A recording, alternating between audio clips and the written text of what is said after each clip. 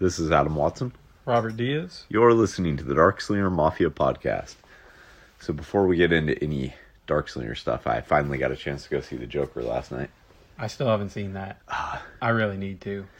Yeah, it is one of those movies that might lose a little bit not seeing it in theaters.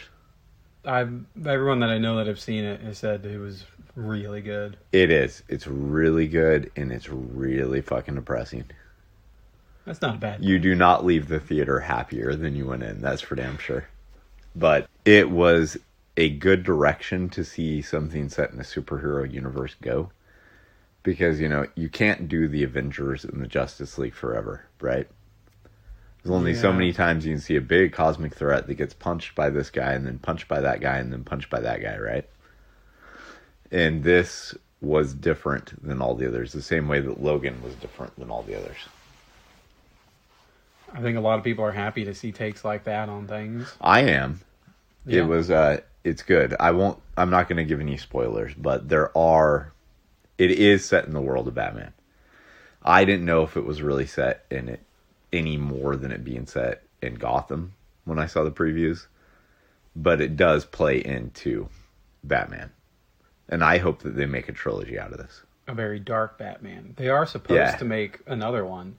I hope it's like 3 movies that are set up to all be like from the Joker's perspective, where it shows, you know, this one was his creation. The second one I hope is like he's taking on Batman, but Batman is the character that you rarely see, and he's the main character in it, you know.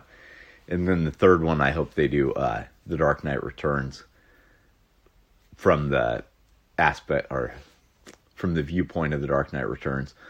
Because Joker is in a mental institute and has been completely voiceless and numb for like a decade or something like that when Dark Knight Returns happens. And then Batman coming back makes him all of a sudden spring to life and he starts killing people again. That would be interesting. Yeah, I think it'd be cool if they did that. I don't know if they will, but I feel like they probably wouldn't really want to touch that particular trilogy too much. I don't know. They keep trying to kind of do the Dark Knight in ways, and setting it from the Joker's perspective would give you a whole new take on it and make sense for a new movie to exist like that. It would. I don't really remember a movie having that sort of viewpoint before. I've not seen any of the superhero films that had a viewpoint like this one did. Yeah. Because it's just straight up, it is a villain movie. It's not a thing to where, even though you empathize with him throughout the movie, it's not a thing to where they try and make him into a good guy at all. You don't get a whole lot of movies that are from a villain viewpoint. No, you don't, especially that are actually any good. Yeah, I mean, you might get movies that they do follow what would be the villain, but or you have something to where it's the person that's a villain, but they're in a redemption arc. It's like History of Violence, which is another one that's based off comics. It's not your standard, comic movie fare. Have you ever seen that one? Yeah. It has Viggo Mortensen in it. Yeah, I watched that one. Yeah, he is a bad guy in that, but he's doing all these redeeming things through the whole movie, right? Yeah. So it's not really from the bad guy's perspective. In not really good guy sort of ways. No. But that's good. That's entertaining. Yeah. It's nice to see other things like that as opposed to your normal, like you said, your normal story arc. Uh-huh. And they had a preview attached to it for Birds of Prey and the Emancipation of Harley Quinn. I haven't seen the preview for that. It looks I saw that like it came out. It follows Suicide Squad, and I never watched Suicide Squad. That was a bad movie. It looks like a bad movie, and this doesn't look like it's going to be much better. I didn't enjoy Harley Quinn in that. Then you're probably not going to enjoy this, because it's the same Harley Quinn. And the thing that kind of confused me, I've only just briefly read the Birds of Prey comic, but the Birds of Prey comic is based off of Black Canary and Oracle Batgirl and the Huntress, and I didn't recognize any character in it besides Harley Quinn. So if they're supposed to be the same characters as in the comics, it doesn't look like it. Suicide Squad was bad. It looked bad. It was bad. This one does not look much better. It was... And I don't get what's up with Harley Quinn having tattoos either. It was more a movie of Harley Quinn and Deadshot. Yeah. Than anyone else. There was, they bring together this big cast of people, of characters to use, and then it's like, oh, well, that was it. That guy's dead. That guy's dead. I'm hoping they actually do the Thunderbolts in the Marvel Universe movies. I don't know that. Because that could be a cool movie. So... Well, a lot of things could be cool until you turn up with shitty characters like the Joker and Harley Quinn in the way that they used them. Yeah. The Thunderbolts, they couldn't do exactly what they did in the comics because they would have to create this whole story that made no sense. Because in the comics, basically, the Avengers and Fantastic Four sucked in terms of sales. They were like Marvel's worst selling titles, right? But they're two of the titles that are supposed to be the most important, right? So long story short, Marvel's trying to do all this stuff to make those characters relevant again. And they paid Rob Liefeld and Jim Lee $7 million to take the titles over for 12 months. But in order to do it, they had to take those characters out of the Marvel Universe. So it's a kind of a convoluted storyline where this character named Onslaught, who's a combo of Professor X and Magneto, is attacking everyone. He's so powerful, he's going to kill everybody, right? Yeah, it sounds like you would be very powerful if you... Right, we're a combo of those two, yeah. And Franklin Richards, who's the son of Mr. Fantastic Invisible Woman, creates a pocket reality that he sends all those heroes to, right? So everything that happens to him is in this pocket reality. That's not the cool part. The cool part is that during that time, they started doing all these good things with all these other characters that they had, right? They had really advertised the shit out of this title called Thunderbolts that was coming out. And it was supposed to be like, the Avengers are gone from the Marvel Universe, so these people are stepping up to take their place, right? And they had them appear in Incredible Hulk, and you think they're good guys, all this going on. Then at the end of the first issue, you find out they're not good guys. They're actually the masters of evil in disguise. And they're just trying to dupe the whole world into thinking that they're these new Avengers, when in reality, this is just their new scheming plot to take over the world. And over the course of the series, about half the team stayed bad and about half of them went good. So you had some characters who wanted to redeem themselves, and then some others who were all like, yeah, don't you remember why we did this? We're not good guys. Yeah, it doesn't sound like something they'd really bother to make. Well, there, I think, I don't think any of them are verified, but there are major rumors that the Thunderbolts are going to be used in the Marvel Universe in some way. Well, Marvel has a lot of money. Mm-hmm. They can do anything they want. Yeah, they're doing a ton of shows for not Netflix, for Disney Plus. I have that. I still haven't used it. I have watched Gargoyles on it. I looked at what they had, and I did think about watching Gargoyles. So I heard that if people keep streaming Gargoyles, or in the right numbers, they're actually going to bring the show back as a Disney Plus show. I wonder how dark they would make it. They have to kind of keep with it being dark, otherwise people won't stream the new version. Depends on what kind of young audience they're trying to reach. I don't know. The people who are streaming it probably aren't that young. No, they probably remember what it was. Maybe they're showing their kids. Yeah. If they do Gargoyles, I hope they get Keith David to do Goliath.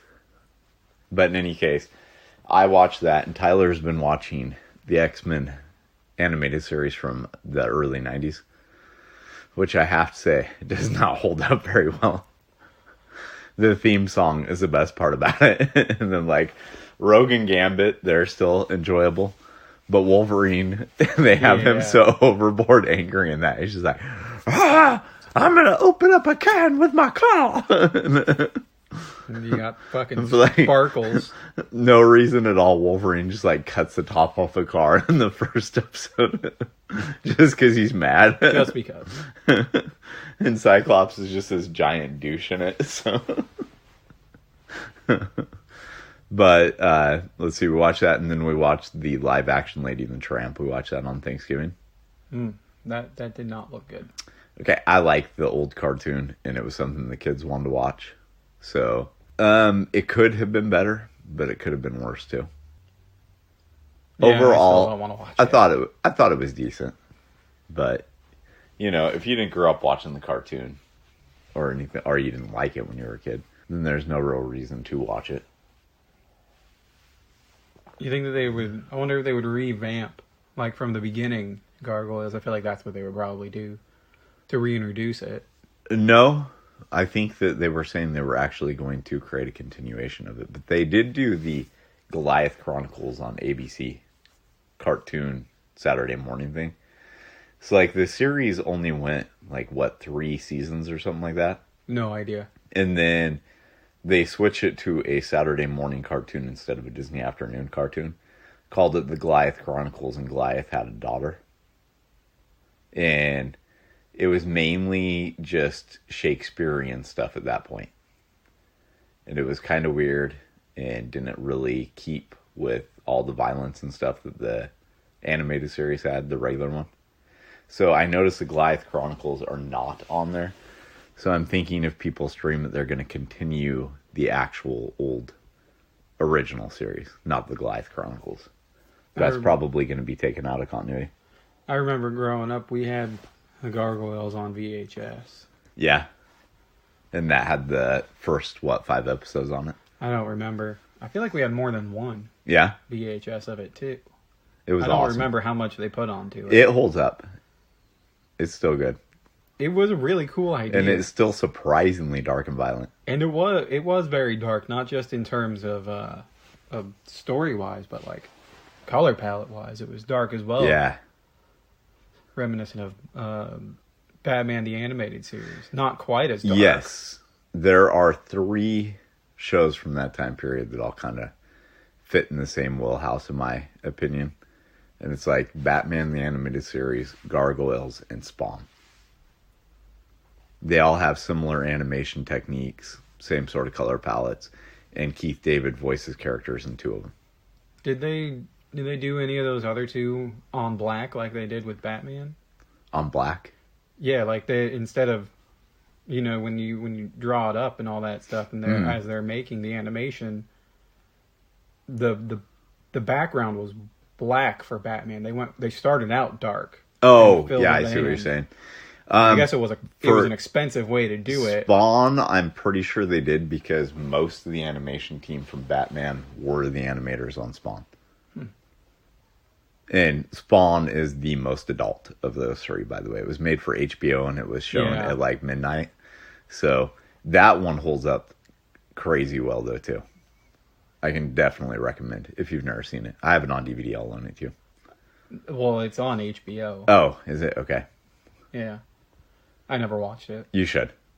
It's great. We didn't have HBO when I was a kid. It is surprisingly fucked up for a cartoon that comes from the 90s. Well, HBO. Yeah. So. Yeah. Spawn's not exactly lighthearted. No, but the cartoon was way darker than the comic. In the comic, at least in the first 20 or 30 issues, it's hinted and suggested at things, but there was never actually any nudity or anything like that. You cannot say the same thing of the cartoon. So the cartoon basically just went wherever it wanted. I did watch the movie as a kid. The movie doesn't count. The clown was creepy. The clown is the best part about that movie.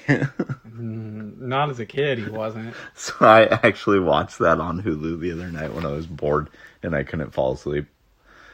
And Malbolgia, the big demon thing that created Spawn, looks like an early PlayStation 1 game graphics. Yeah, it doesn't look good. No. Neither does that cape. No. Nothing about the CGI holds up in that movie at all. Was that John Leguizamo as? Yes, he's the clown. Yeah, Violator. Yeah, and he's awesome in that part. I love him. I mean, yeah, he played it well. He's creepy and he's gross, and that's what he's supposed to be. But there were certain movies as a kid that just freaked me out. That was one of them. Oh yeah. Well, that clown in particular. The movie didn't really freak me out. I think the only movie that ever freaked me out, ever, was Fire in the Sky. Did you ever see that? No. Okay, so it's about this group of loggers who are out drinking after logging some property, and they're all drunk. They're driving around. It's got whatever his name is that plays the T-1000 in it. T-1000 from Terminator 2. Yeah, I don't remember that guy's He's name. Johnny Cash's dad in Walk the Line. You know who I'm talking about in Yeah. any case.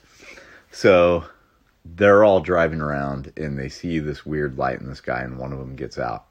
And it turns out it's an alien ship, and it abducts them, right? Now, that premise in itself is not scary to me. But it's based on a true story. And it's one of the things that is the hardest to debunk for people trying to debunk it. Because the guy, all of them took polygraphs. And when the guy reappeared... Unreliable. Yes, but the likelihood that all the people who took them, there were like 5 of them in total, are going to have, results in a polygraph that state that this is what they saw, And they're just a bunch of loggers. It's not like they're people who are practicing on beating polygraph tests. No, but it's not... for those, at least I think, I don't actually know, but it's not always about, like, trying to beat it. It's about what you believe. Yes, that's true. But in any case, when the guy reappeared a few weeks later, because they were investigating it as a homicide, they thought the other loggers killed him. And when he reappeared a few weeks later, his hair was all gray, and he lost, a tremendous amount of weight and just looked completely different, apparently. So I've never actually researched out the story. I just know it from the movie. So I don't know what was added in for movie sake, but I do know it's supposed to be based on a true story. But it's not the fact that it was an alien abduction that freaked me out as a kid. It was that I watched it and it took place in Estacada, which was a mere 15 minutes from my house. Yeah. When I was watching it. And so I'm like 11, and they keep going on in the movie about Estacada because not only is it filmed there, but it's actually supposed to be set there. The story happened in Estacada. Oh, I don't know this story. So the whole time I'm watching this, I'm like freaked the fuck out because I'm like, that's 15 minutes away. What if these alien motherfuckers know that I'm watching this and they're going to come pick me up now? Yeah, that probably would have freaked me out too, but I don't think... I've never heard It of wouldn't freak me out as an adult. If I Oh, watch it yeah. now, it wouldn't. But, when I was a kid, it's kind of like when you were watching Unsolved Mysteries and you saw something that was supposed to happen anywhere close to your house. Or really just hearing that guy's voice. That too. Hey, do you know Jess's mom was on Unsolved Mysteries? Yeah, what are you talking about? That guy's voice that was just so unsettling. Yeah, it was, actually. As a kid. He had the perfect voice. So apparently Netflix is bringing that show back. I thought it was streaming on somewhere. No, I don't mean the old episodes. I mean, like, they're bringing it back as a new show. I might watch that. I would too, but I can't figure out how to work if it's not like a weekly thing because of the tip lines and the updates and all that kind of stuff. I feel like they would ditch that. Okay. It seems like it's a big part of it, though. Back then. So apparently the alien abductions and ghost sightings originally I think his first name's actually Robert. Yeah, I think it is. He didn't want all that shit to be in there. They had to talk him into having all that stuff in there because he thought that it took down the element of them catching criminals and being, being what he thought they should be. Yeah, like actually unsolved homicides and shit like that, There is, hold on, I'm bringing it up right now to figure out this guy's name. Robert Stack. Robert Stack, there you go. I kept thinking Robert Peck, and I was like, that's not right. It says that the final episode date was April 27th, 2010. Damn. That went on for a lot longer than I realized. And it didn't have him because he died in 2003. Yeah, I knew that. 2010, really? It probably stopped for a little while and started again. I don't know. Probably. I don't know who they got to replace him. Yeah, some old white-haired guy. He had like white mustache. You'd recognize him. He's an actor and things, but... Oh, yeah. There was one, I think I told you about it. I might have shown you the video from the movie Jeepers Creepers. You see that movie? I have. I liked that movie. Especially because of the I end. like the movie. It. I don't like everything about the guy who directed it. well, with the movie, it was. I thought that it was solid. It was creepy, and I watched when I was younger. It was creepy then. Right. I still like it now. I like the way it ended, with he was taken away and the creature got him. The creature got what it wanted in the end, and that final frame when you see like through his eyes, they're not there, and the creature in the back of his head, yeah. But the opening part with when they're the brother and sister, they're driving down the road and this dude comes flying up behind him, honking that creepy horn on that creepy truck, like that front end of that big whatever it is, I don't know what it is. It looks creepy. And then it swerves around him and goes into this place, and they see him dropping the bloody sheet down that chute. Right. And then the guy sees them looking and comes flying up behind him. Well, that came from I would think it came from the episode of Unsolved Mysteries. That is that exact same thing happening. Oh, really? But it's a husband and wife driving down this road. I'm pretty sure they were husband and wife. And this person comes flying up behind them, driving all crazy like in this van, swerves around them, and then they driving by and they see this bloody sheet have been tossing down this thing, and then what the fuck? Yeah, and then the van takes off past them. And then as they're going by, they see him after he dropped the body and zoomed past him again. They see this person outside the van changing the plates on the car. What the hell? Yeah. It syncs up. Really Why well. would they want to draw attention to themselves like that? I don't know. It was so long ago that, there's no way to be able to call it in. They thought that they got the plate for it and they were going to go somewhere else and call, but wouldn't do them much good if the plate got changed again, So that was on Unsolved Mysteries. Huh. So they used a scene straight out of that. Pretty much. Wow. It was a good opening. Yeah.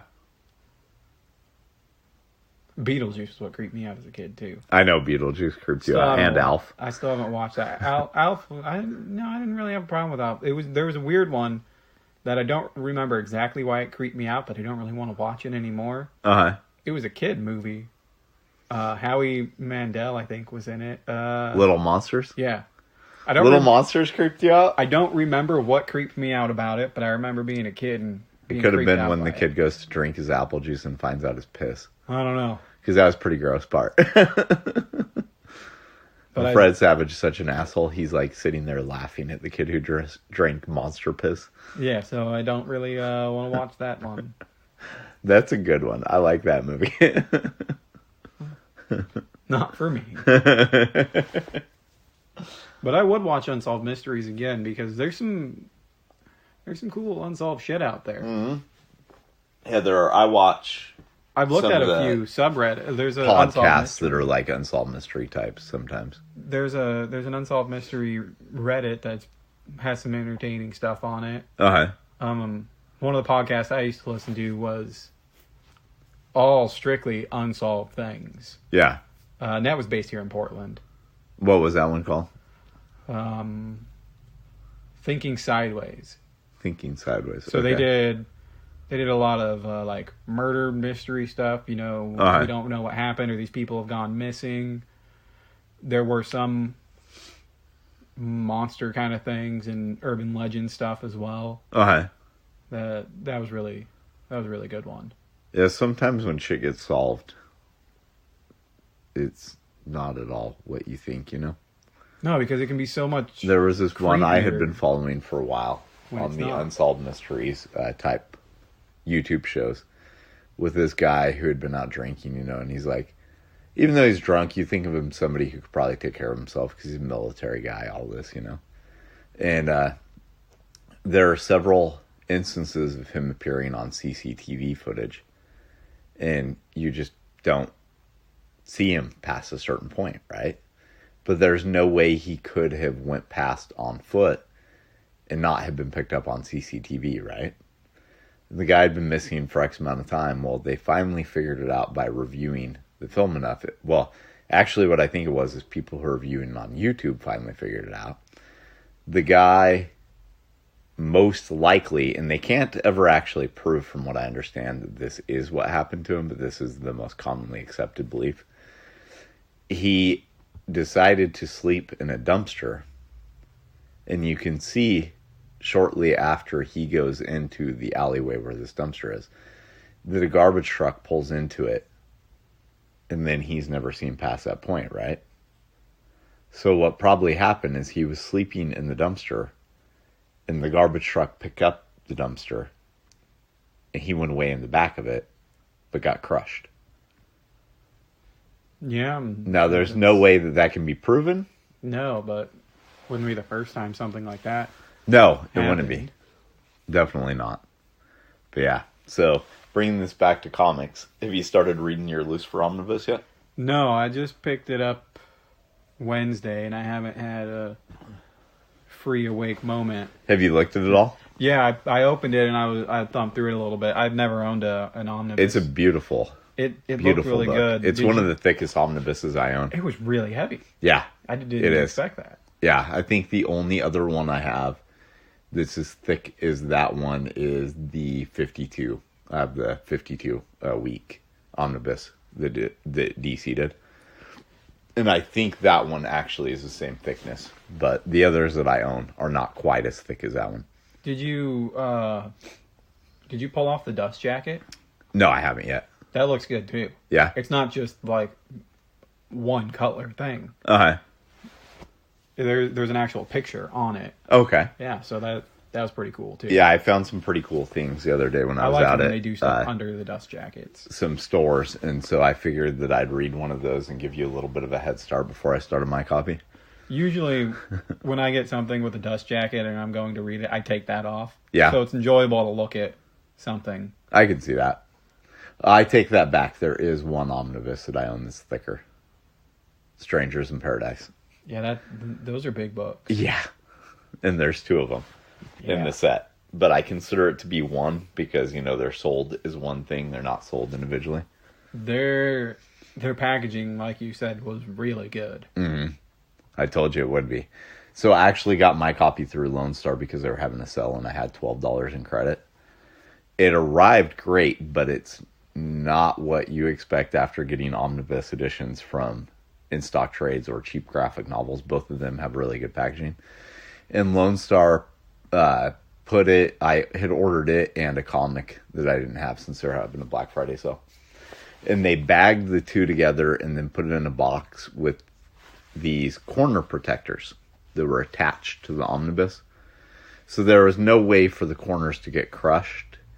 And there was enough space around the book that, in theory, nothing would happen to it. But I kind of feel like it's also just kind of a you get lucky type thing, So when I pulled that out, I was like, oh, please don't be damaged. But, it was perfectly fine. There was no damage to it. And they ship out enough orders. They must know this is a solid way to send things. Yeah. But at the same time, after getting things from in-stock trades with the foam shit around it, that's impressive packaging. When you open up your first one from there, you're like mind blown by how good of a job they do. It was really good packaging. Yeah. I love in-stock trades packaging. I want a machine that does that. I kept the packaging and the box because I thought you might be able to use it to package something. I use the boxes as far as the packaging goes. Unless I'm selling a bunch of hardcovers, they're not the right shape to go around anything.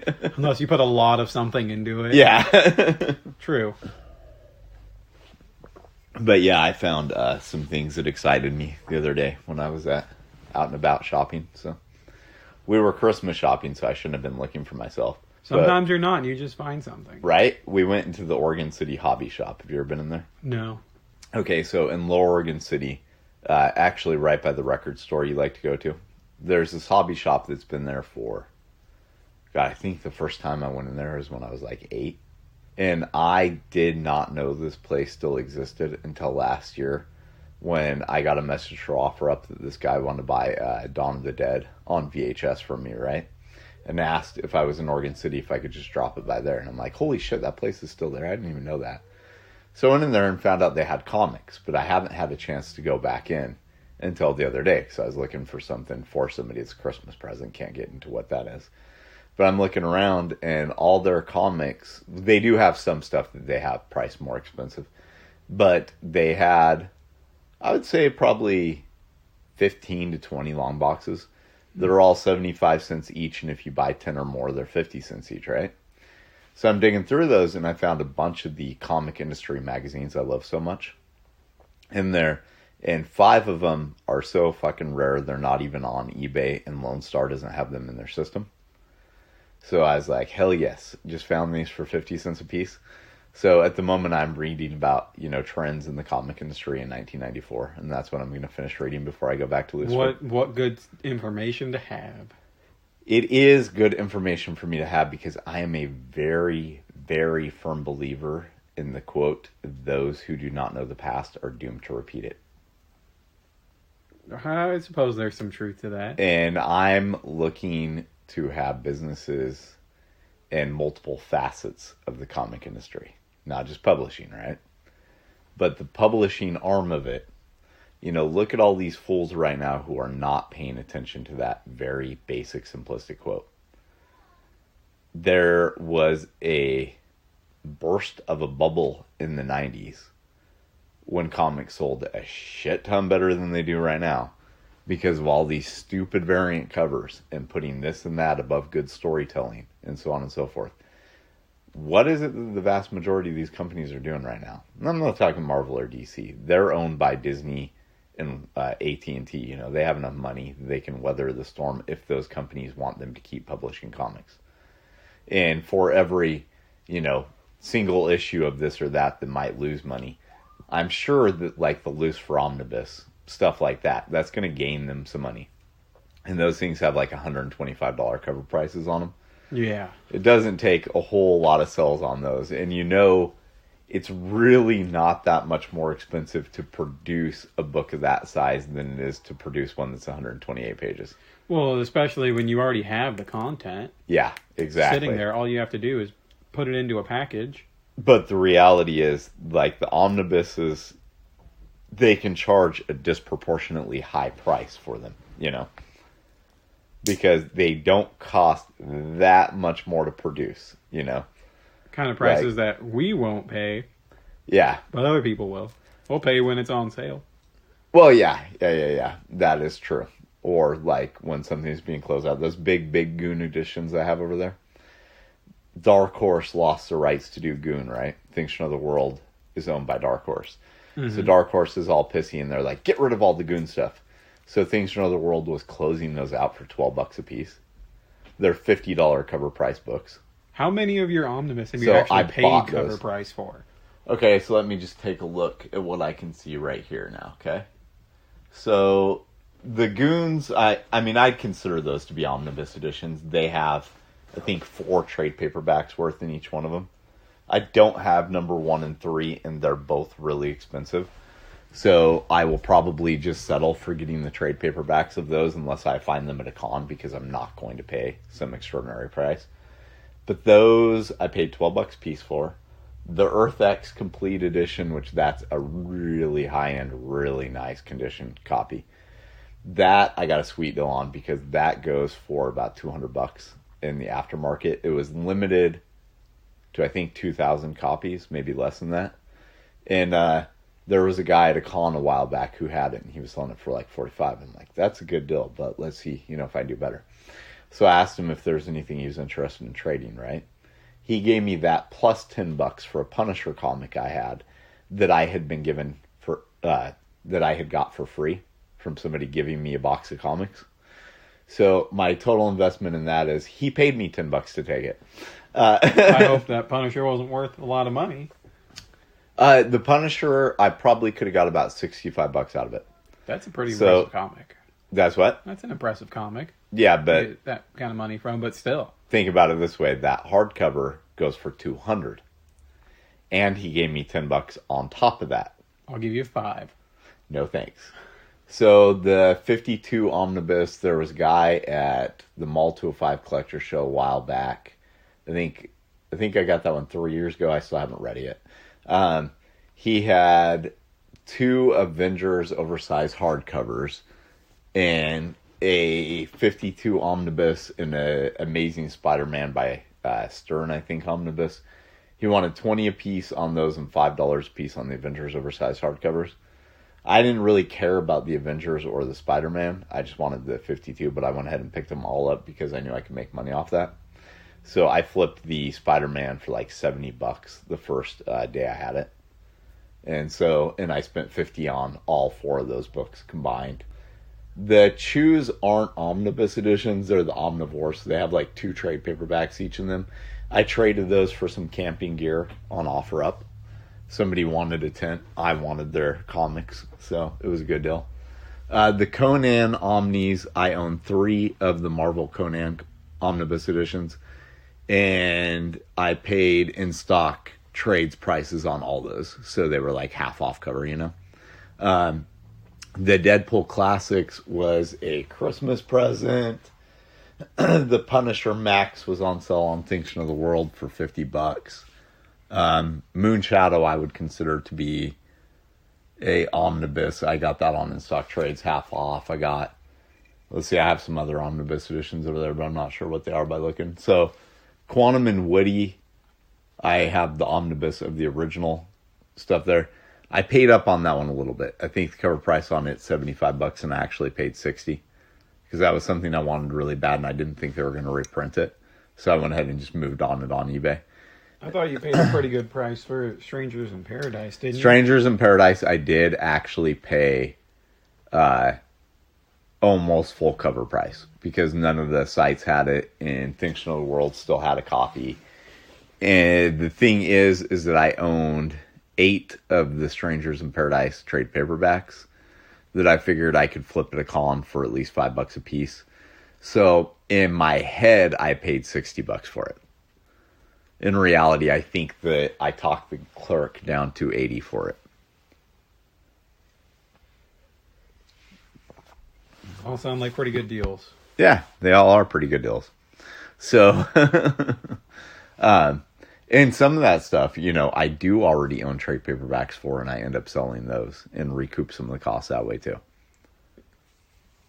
Even if looks cooler and older, it's still not everything collected into one for you. Yeah, I like it all collected in one. I like the oversized format, and I like the pages, you know, being thicker and nicer and all that.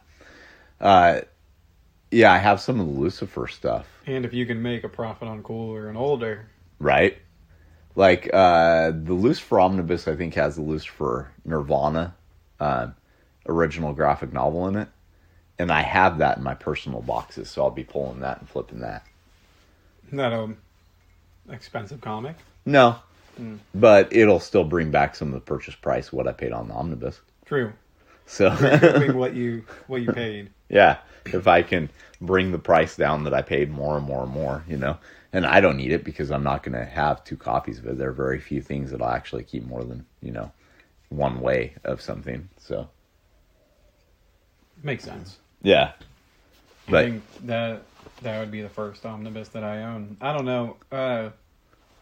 It's not mine, but I have it. That Dylan dog. Oh, yeah. Yeah, I would consider that an omnibus still.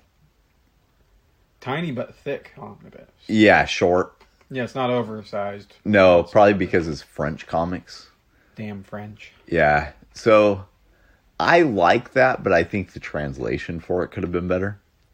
There are some of the parts when you're reading it that the dialogue's kind of not working properly, you know what I mean? Yeah. Like, that's sometimes a problem with any foreign editions that get translated. There's some that are done really, really well, and then some that aren't. And then sometimes the unevenness of story to story makes it hard to read. Like, there's this one I liked that I was reading for a while called Damn Fear, the IDW is doing, that I think was an Italian comic. And I read the first 3, and they were really good. The translations were really good. And the 4th one, I don't know if they had a different translator or what happened, but the translation was just so fucking bad on it that I ended up selling all 4 of them. It was just horrible to read because it read like they had just put it through Google Translate. Yeah. And just put that in the dialogue blends. That's always bad. Yeah. Yeah, so hopefully I'll be finding some cool shit this weekend because I got a con coming up this Sunday.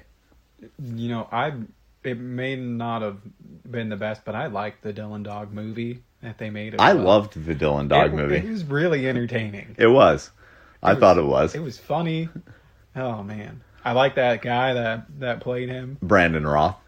Sure. Yeah, I liked him a lot better in that movie than I did as Superman. Him and I don't know the name of the other guy either. That's his the guy that needed to eat hot dogs. Yeah. Yeah, I don't know what his name is either, but I liked him in that too. Yeah, that was good. Yeah, and there's Constantine Omnibus coming up soon too. I haven't read any of those. I would highly recommend reading this. Alex has them, or did, he does? Didn't he? Oh, I don't know. Hellblazer? Yeah. Yeah. He has trades. Oh, okay. I don't know how much. I'd borrow them if I were you and read them. They're great. I don't know if he even has all of them. I will say, when you read it in comic form, the one thing to be aware of is he's a lot bigger of a dick in the comics than he is in the movie. That's all right. Because in the movie, there's things that they do to try to kind of redeem his character. In the comics, every good action he does is just for completely selfish reasons. And he is a complete and utter dick. He was a little bit of a dick in the movie. Not like he is in the comics, though. It wasn't terrible.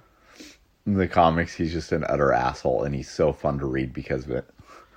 I really liked in the movie when he was a dick about holding the elevator, when she's like, wait, hold the elevator, you're going down, and he doesn't, and as it's closing, he's like, not if I can help it, as it closes. I think he might be lighting a cigarette at that moment. He is. In the hospital. They're in the church during that scene, I think. No, because they're going down in an elevator. He'd just been told that he's going to die, because he has, stage 4 lung cancer. I thought when they met in the elevator, it was when he was talking to Gabriel and she was talking to the priest. They're in a church, man. Where's the elevator? Dude, it's a big ass church. It's a Catholic church. Catholic churches are big. Yeah, but you look up into the giant openness, or walk up some stairs to get to the top. Yeah, it seems like it was actually when he was talking to Gabriel and she was talking. No, it's not. They meet for the second time there, and she says, "Okay, oh, you're a jerk everywhere." Oh yeah, that's right. You are right. That opening shot where I guess it's not opening. That first shot where you see Gabriel was really cool, when she's standing in front of the fire and then her wings appear. Yeah, I like that too. Would be his vision. And they open up. Yeah, that was a good movie. I like that one too. It was enjoyable. I have not watched the live action TV series yet. I didn't watch it. No. And then they made an animated movie too, I think. Oh, I didn't know that. I haven't watched that one yet either. But someday I'll have enough time to actually watch all these things. And that guy that played Midnight, he was good. Yeah, I love that guy. He's got a name that I don't think I can pronounce. His name is very, very difficult to pronounce. Same guy who played in Gladiator. Yeah, and he's good. He is. He's a really good actor. He is. There's a movie I saw where this family moves from Scotland. And they've just lost their kid. And he's their next door neighbor. And at first the dad's all worried about the fact that he's hanging out with his family because he thinks he's trying to steal his wife. But then he finds out that the guy's dying from AIDS. And they kind of take him in and start taking care of him and become his adopted family. It's a really good movie. Cannot for the life of me remember what it's called, though. So that guy that we can't pronounce his name, mm-hmm. He was also in Push. Did you see that movie? Yeah. It wasn't a great movie. It was not a great movie. But I loved the concept of it. It was a good concept. And it made me think of it because I remember reading, they made a mini-series as a prequel to the film. Yeah, I did not love the movie. No, but sure. I did love the concept. It was really The concept was good. It was good. So anyway, back to the little pitch though. There is a con this weekend. Yeah, happening in Salem on Sunday. So I don't know if it was last year or 2 years ago. Chris, the guy who's putting it on, he had put it on about 2 years ago. Maybe it was last year. I'm having a hard time remembering that. It's called Crossroads Comic Con. It's or Comic Swap, maybe. It's one of those where it's like in the back ballroom of a Holiday Inn. And it's small. I think there's going to be like 30 to 40 vendors. So, size of Sasquatch, Frankenstein, something like that. The last time I did it, I did really well there. So I'm hoping that the same thing holds true this time. Maybe you'll find some good stuff. So I'm hoping. I'm hoping to find some good stuff, and I'm hoping to move some inventory too. I'm actually considering taking toys to this one as well. Try not to come back with more than you sell. Well, I can't promise on that one. You know that. Yeah. Maybe you can unload a whole box. That would be awesome somebody. if I could. That would be great. But that's kind of part of the reason why I'm thinking about taking one box as toys, because it would be really nice to move. And it's Christmas time, so who knows if somebody will be searching for that. But it'd be really nice to move a bunch of items that take up a lot of physical space, you know? Is it supposed to be a mainly comic show? It's just like any of those shows. Comics, toys, you know. Whatever, that kind of stuff you want to bring. I liked that one that we did. Where were we at? A Red Lion in Vancouver. When we had the that guy next to us with the what the hell do you call those? Laser discs. Yeah, the laser. Oh God, discs. that guy. So yeah, that's the Vancouver Toy Junkie show. You know, if I was rich, I think I'd buy some Laserdisc stuff just to see what it was like. It's basically like DVD. DVDs are made off of the technology that Laserdisc is made from, so are CDs. It's just a prequel to it. Yeah. It's a whole big story that if you ever want to read something interesting, you can, because this guy who created this whole technology got totally ripped off by these big companies. He worked for them when he pioneered this technology, and they basically just took it from him and made these industries off it and paid him nothing. Sounds about right. Yeah, and CDs, DVDs, Blu-rays, they all come from this technology that he made when he made this thing. Capitalism at the finest, man. Exactly. But a lot of them, for some reason, they were only able to put half of the movie on one side.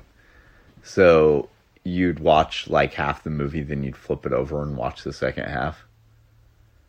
And I don't know why, because they're certainly big enough that they could have held more info. Didn't they make CDs like that too? Yeah, they made, well, I don't know if they made CDs like that. They made DVD on one side, CD on the other. And there are some DVDs that are like that. DVDs had it too. I thought like bonus features on the other side. Yeah, and maybe that's what it was on most of the Laserdisc. Maybe it was bonus features on the other side. Yeah, I don't know. Well, I mean, I don't know anything about them, so I don't know their storage capacity or anything. Yeah, they're big. I know that. And they're massive. That's I why know I thought a few they were of records them, at first. I know a few of them that are worth quite a bit of money. Yeah. So if you ever see the movie End of Days, pick that one up. I've only came across Laserdiscs maybe once. I've came across Star Wars Laserdiscs at a bunch of Comic Cons. And I mean like out in the wild. out in the wild. Okay. Yeah. So yeah, if you do come across them and you see End of Days, pick that one up, because that is sought after by Laserdisc collectors, because it was the last movie released on Laserdisc in the United States. It was the end of days for Laserdisc. Yeah. How apropos, was that the right word? Sure. Let's just go with it. So I've used that word so few times. in any case, they released quite a bit of stuff on there, but like nobody really had Laserdisc collections that I knew. So anybody that I knew that watched them would just rent the machine and the discs from like Wallace Video. And then they only had like 10 things. So, you know, you're pretty limited on what you could watch if you got it. They're neat to look at. They're neat to know, but they're not something that I would want to collect. Yeah. There are so few things that you actually want to collect. Like, I think you did have to flip them to watch the whole movie, because I could have swore that guy that was trying to sling them, he had one that could flip itself over or something like that. Oh, okay. I don't know. I could be wrong about that. So that guy kept going on to people about how much better it was in Blu-ray. Yeah. I don't know. I never watched it. Maybe it did look really good. It might have, but here's simplistic fact. You can't go get the newest movies on Laserdisc. They stopped at a certain point. Yeah. So it doesn't really matter how good it looked. And I don't know. I don't even really... I own a shit ton of movies, you know that. And I want to get rid of most of mine because I never watch DVDs anymore. It's always all Netflix and Hulu and Amazon, you know. Yeah, just wait. Soon enough, it's just going to be all pirated again. That's okay.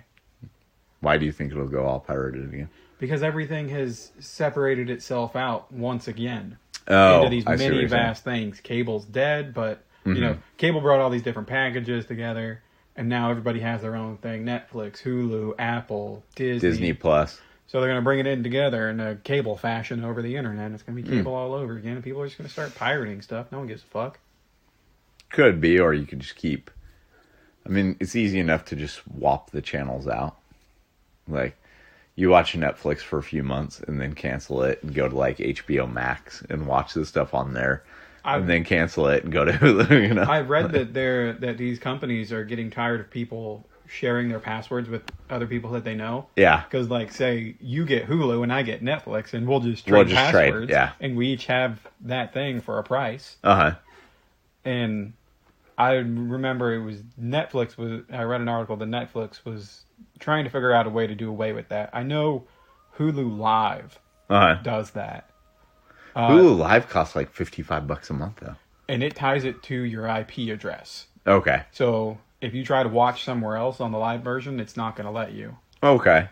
So Disney Plus, I noticed, because I got it for free with Verizon. Mm-hmm. I noticed when I was signing up everything that it said limit to 4 devices. So you can't have it on more than 4 devices. I was wondering that. Yeah. And that seems like a good enough way to go about it. But even the reality with 4 devices is you could still have 4 different households have. Yeah. With that. So. And as long as you don't have a whole bunch of people, like everyone trying to stream at once, you'll be fine. Right. We should actually take a closer look at the streaming services for comics, by the way. And some upcoming podcasts. Comics?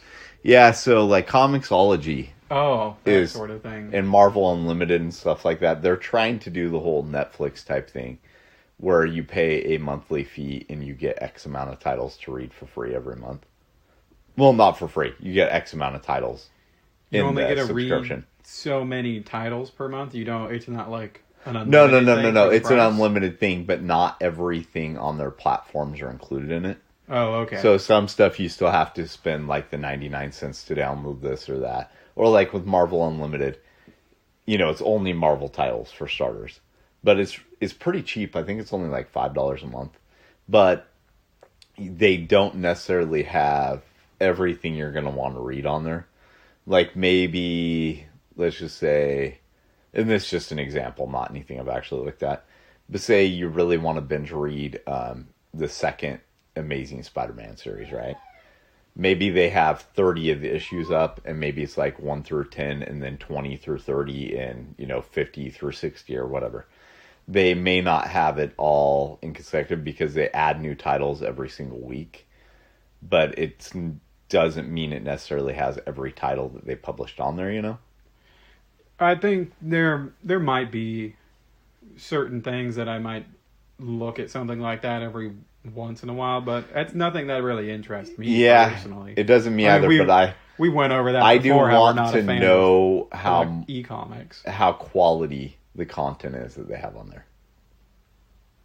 Just because I'm just kind of curious for just, shits and giggles purposes. But you mean the quality for what you pay for, or the quality for what you buy? Quality for what you pay for. Yeah, I don't know, because there's so much stuff listed. Yeah. And they don't want to give away the farm. Right. But at the same time, they have to make it worth it. Yeah. Maybe they'll do a lot of, 1 through 5 of things just to get you into it. Well, Comixology does do that with quite a few things. They have a free section where there's a lot of issue number 1s that you can read for free to see if you want to continue the series, which I think is a good idea. I'll give the first issue of something away free digitally, especially if I got the trade paperback coming out of it or something. But honestly, I think it's better if you're going to do something like that to just get a library card and go through whatever it's called to get the free ebooks. Because there are comics on those too.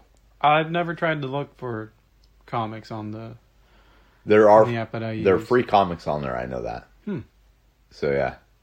But anyway, I think we're about out of time for this week. I only have a phone, so I wouldn't bother trying to read a comic on my phone. My phone's big enough to read one on there. Even on your phone, I wouldn't want to. That's annoying. Okay, let's zoom in and let's keep moving. Well, most of the programs are made to go panel by panel. Which kind of sucks in a way because you want to get the full effect of looking at the whole page at once, at least I do. Yeah. Because that's kind of the, how your brain knows what's sequencing. But at the same time, you also wouldn't be flipping through something new and see some big scene happening on your right page that you haven't gotten to yet. Yeah, that's true. There is that. Yeah, and that is a nice thing, especially if the publisher fucked up the printing. Because sometimes people want to make it to where you have, the page turn and then there's a reveal on the next page and it wasn't shown on that page.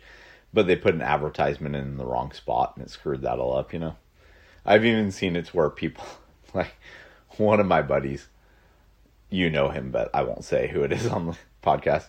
He drew this double page spread that he just took an enormous amount of time on. Messaged the publisher, made sure that, this was going to be published in this way so that these pages were published together and da-da. And then they put an ad in the wrong spot. Oh, man. And the double page spread was cut between two pages. And he spent a lot of time on it. So even though I'm laughing, it's not because it's funny. It's because it's funny, but... But also, that's fucked. Yeah. That sucks. Yeah, very much so. So anyway, I think that's it for this week, though. This is Adam Watson. Robert Diaz. Thank you for listening.